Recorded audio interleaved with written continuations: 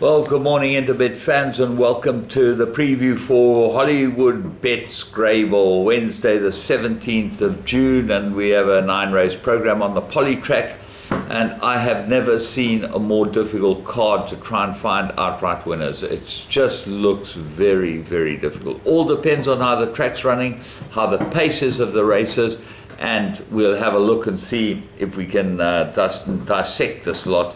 But there certainly is, there are a lot of horses that tie up on collateral form and make it very close, and I think jockeyship will play a big part, apprentice claims will play a big part, but let's go through them. First race, Maiden Plate fillies and mares, they go 1400 meters. Well, the Canamare 2 look like the standouts. To the Max and Joyful Winter. DeMello rides Joyful Winter. To the Max, it was unlucky last time, got caught very wide, had to get used, and will probably come on quite a lot, whereas To the Joyful Winter actually had the run of the race. I really can't pick between the two, but there's only two other horses that have got any chance, and that's Hot Money and Passivity. They both ran in the hop, skip and jump race, and then so did Just Adore Her, but drawn 12 with Sakai. I make that a very difficult task for her. But the horses that have run are the horses that I'm going for on the day mainly. Teetotal's got the best of the others and might go into the money. Right, let's have a look at race 2 at 1800 meter Maiden Plate. And here I like the only horse that's had a run since the Breakers Star Crusade. I think he's great value. He's 8-1, this horse. Certainly worth having an each-way bet on. Walnut might be a lot better than he looks, but will he get the trip? He's out of a Captain Almare, but comes from a very good stable. Albolero will improve with Serena Moodley drawn 1, and then All-Time High and Belshazzar should go into your play as well. As far as the bipots are concerned, I'm going to put in quite a number of horses in the first leg. Second leg of the bipod, first leg of the PA, 1800 meter Maiden Plate, and the horses that run Gigan, Sonia Dor, Fade to Black, and Six Guns doesn't get into the race. So what are them? Well, they're all moderate.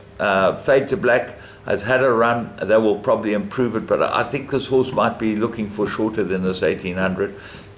Certainly gets DeMello and Canamare. They're a great team. What else is there in the race? Well, I made an extremely difficult race.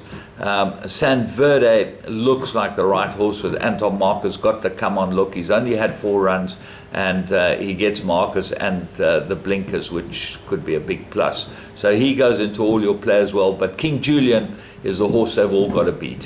He goes well on the poly. The only thing with Shane Humby, his horses normally need a run. And you know, if they need a run, they're not going to win. Certainly not on the poly. Race 4, 1800 meter Maiden Plate fillies and mares. The horses that run Zama Zama, Mazavaru, and Excessive Grace. Excessive Grace, I believe, is better on the turf, but she's a model of consistency, and certainly she's as sound as they come, and credit to the way she was started her career, with me, that is. Okay, Jet Tricks. This has got to be the right horse. Lots to like about it. Right stable, Warren Kennedy rides it, and I think this will improve quite a lot. I liked his last run a lot, and I think that it will run very, very well. Zama Zama, obviously Anton Marcus, Brett Crawford. Marianne Haste is a horse I'm definitely putting into all my play. I've always liked this filly, and I think she's a lot better than rated, so she goes into the play first leg of the Pink 6. Race 5. If ever you saw a field race, this is it. It's very difficult to find a winner.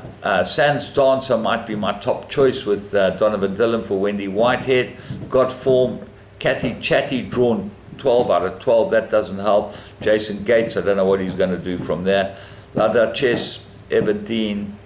Crimea is a favorite. I can see no confidence in Crimea as a favorite, although could win. Stable hasn't had a winner since we've been back, so interesting to see how they go.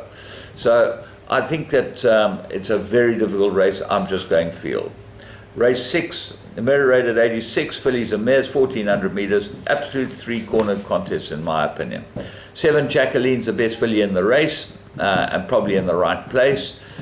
might need a run. The stable as well hasn't really fired it up, although they did one a feature the other day.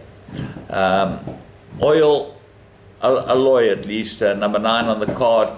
Big runners. Had a run, needed the run, didn't have anything go for it, and expected to run really well. And Diamonds and Pearls, she's a model of consistency, and she's done extremely well. Another Humvee horse, take on things. Star Vega, Anton Marcus jumps on this draw 12. Well, as you can see, it's always near the right place in the merit rating, which is the marked card.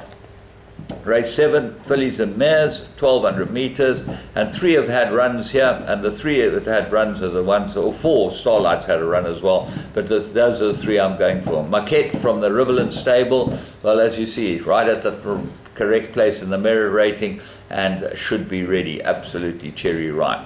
She's a Crusade, expect this to run really well. And then Naomi, Anton Marcus rode last time, he's taken the ride again, so expect him to fancy it. It's got to have some sort of chance. So we stick with those 3. Race 8, 1200 meters, it's a merit rated 67, and I'm going a number of horses here, 6 horses. Rocket Fire gets Kennedy again, he rode at the time before last and wasn't beaten far.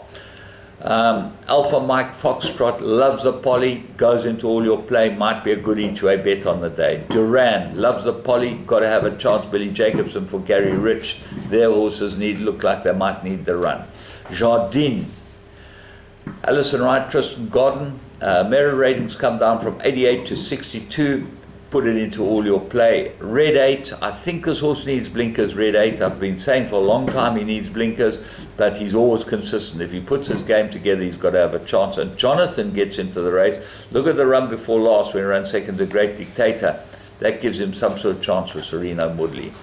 Race 9, merit rated at 86, 1100 meters. Another 6-cornered contest. Beat It's my top choice from the Duncan Howell stable, Craig Zaki.